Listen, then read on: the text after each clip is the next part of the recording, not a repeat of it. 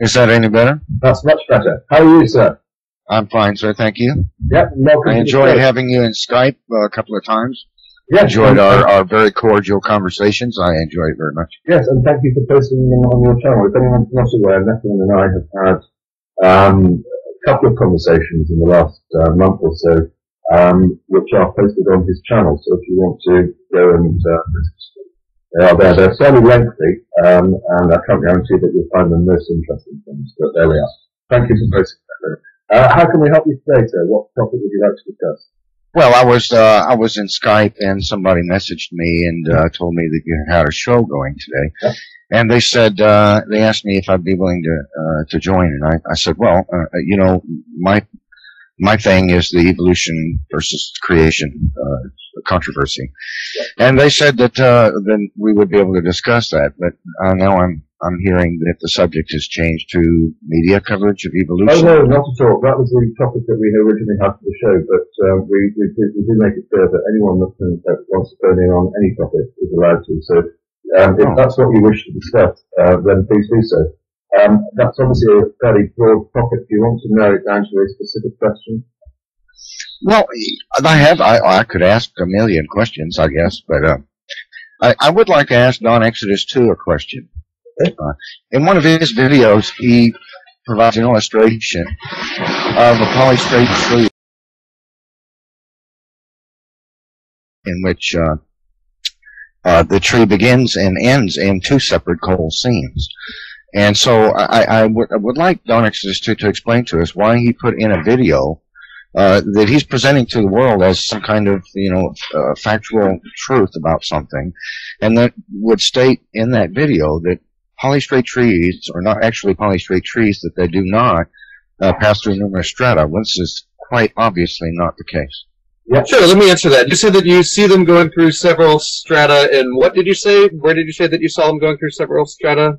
Was it about any photographs? You said, right? Yeah, just about any polystrate tree that we examine. But you see them going through several strata in photographs, right? That's how you conclude that they're going through several strata.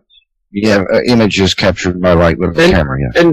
And do these images? I mean, does the photograph somehow tell the date of the layers at all, or you just see different colors and assume that they're different strata? Because you realize there's a difference between strata and layers, right? Yes, I do. I think that most evolutionists do not realize that layers are actually vertical and strata are horizontal. Yes, I mean, not necessarily. I mean, you can have, for example, let's say that I take I have a big column of, I don't know, let's say 30 feet of water, and I take 2 shovels worth of dirt, and I dump it into that column, and you know, it's going to stratify out on the bottom. Do you think that you'll see different layers there? Or will it just be one, boom, uniform, packed piece of dirt? Or do you think that they'll sediment at different rates? That would depend on how it was created. If you throw dirt and a mixture of things into a bucket and you shake it up, it's not going to be laid down in the way that the Noachian flood created the stratification of the Earth, which is horizontally moving water and is verified by hydrology experiments and laboratory science. Let's say that the strata was created by me in the mud with my hands molding and shaping, and then I took it up and then I put it in the top of the column, and that's how it got there. You would expect to see it sediment out, right? Well, I mean, there's going to be hydrologic sorting as possible with just about any method by which you mix materials. And that's why you see the different layers in the photographs. It's different setups. The dating is not different. Donnie. No, well, actually, and Nephi, I'm sorry to. Please try not to talk over each other because it's pointless. No one can actually hear what's being said. Okay, apologies. Go ahead. Sorry, one at a time, please. Thank you. Well, to answer to answer my question, what you're attempting to do is posit that the stratification of the Earth was not laid down by the Noachian flood because it was not created by the means by which creationists state that it was.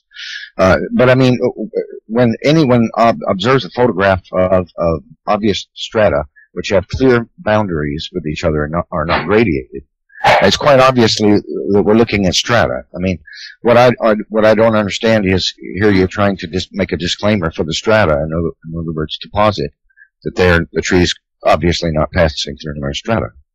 I mean, they're not through layers. Sorry, let Don deal with that point, and I'll come back. Okay. Yeah.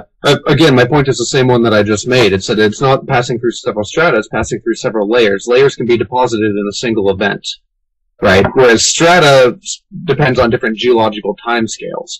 Passing through different strata would dictate that the tree had to have been there for, before rotting or fossilizing or anything like that. It would have had to stand there for between one strata, between thousands or hundreds of thousands of years, and then another strata, and then another. Whereas it being in different layers, if a tree's knocked over and there's a flood, if an area is flooded, then you will see different layers. You will see a tree rising vertically through several different layers, and that's the result of a single deposition event. There's nothing inconsistent about that. That's what we'd expect. Why are they called polystrate trees? Polystrate fossils? You do realize that trees are not the only fossil that pass through strata. I mean, plants and various. They don't pass through strata; they pass through layers. Well, there's a difference there. Yeah, that sounds pretty convenient. But I mean, here's what really gets that screwed up is that when we observe the strata of the preponderance of strata of the Earth, they're sorted by granule size, with the largest granules at the bottom and the finer granules at the top. And we can see this in the strata in which polystrate trees are found, and other polystrate fossils, and different materials, as a matter of fact, from one strata to another. Now, if what you're saying were true, you would have to posit, you still have to posit that rapidly moving water, a large quantity of it, created these, what you would call, or layers, but are actually strata. But, so what is the difference, you see? Well, first of all, I would actually completely agree with you. If we looked at the entire Earth, if we looked at it from the bottom up in terms of all the different strata that we have, in other words, you're proposing that there's one strata and many layers. Right, because you think that all the sediments were deposited in one event, with, being arranged nicely in terms of particle size. And if there were a Noarchean flood, that's what we would expect to find. Unfortunately, completely opposite of what you say, that's not what we find. Particle size in the sediments and in the strata is not arranged simply according to particle size from, the smallest at the top, largest at the bottom. That's not what we find. I'm sorry, that's not true. I would... Sorry, before you answer, I don't want to turn this into a gangbang, and I do want to allow you every opportunity to make your point and address the issues that are being raised. But I do have Thunderfoot in the call, and he's wanting to make a point on that. Do you mind if I bring him in now, and then you can... No. Is that all right, or do you want to do it John next? Well, I would like to address his question. Yes, okay. You do that first, and then I'll bring in Thunderfoot. Okay. Thank you. We can observe how it is quite clear that a great many of the strata of the Earth, in fact, the preponderance of them are, in fact, sorted by granule size. When we examine them with a microscope, we can even see radiation in the granules within very fine strata. And I could show you, I could paste in this text right now, a link to a photograph of strata that are created on the Earth, which are quite obviously gradiated by granule size. So I don't know where you get this idea that the strata of the Earth, so many of them, are not actually gradiated by, sorted by granule size. It's quite obviously so. You can find secular sources, secular geologists, which will state this very same fact. So your statement is in contrast to what many geologists who are secular will actually tell you. And furthermore, there's a video series which you can watch on YouTube called Drama in the Rocks, in which you can watch a team of Dutch hydrologists in the laboratory create strata and layers exactly as we find them in the Earth with rapidly moving water, and they sort themselves by granule size, and they performed numerous experiments which demonstrate exactly what we see in the strata of the Earth, which is that they are sorted by granule size because of horizontally moving water. So I don't know where you get this idea that the strata of the Earth are not sorted by granule size. That's quite in contrast to science. Because of time constraints, we only have a limited amount of time for the program. I am going to cut you off at certain points if you go on a little bit too long. John, do you want to? Yes. Quickly, and because then I'm going to bring. Yes, I do. You're not understanding the whole strata layer thing. What you're proposing is one giant strata, big sediments at the bottom, little ones up top. You've got from the very base of the crust all the way up. That's what we should find. We should find it arranged according to particle size. What would happen if, what we would expect to find if reality existed, and what we do find, in fact, is that you've got one strata. In that one strata, there's big to little. Then you've got another strata, big to little. Another strata, big to little. As opposed to big on the bottom, all the way up to the top, you see the cycle. And that cycle is indicative of it not being deposited in one tiny thing. But then again, that's neither here nor there, because that's not even the main reason why Noah's flood is false, other than the fact that it contradicts let's geology. Let's stick on topic.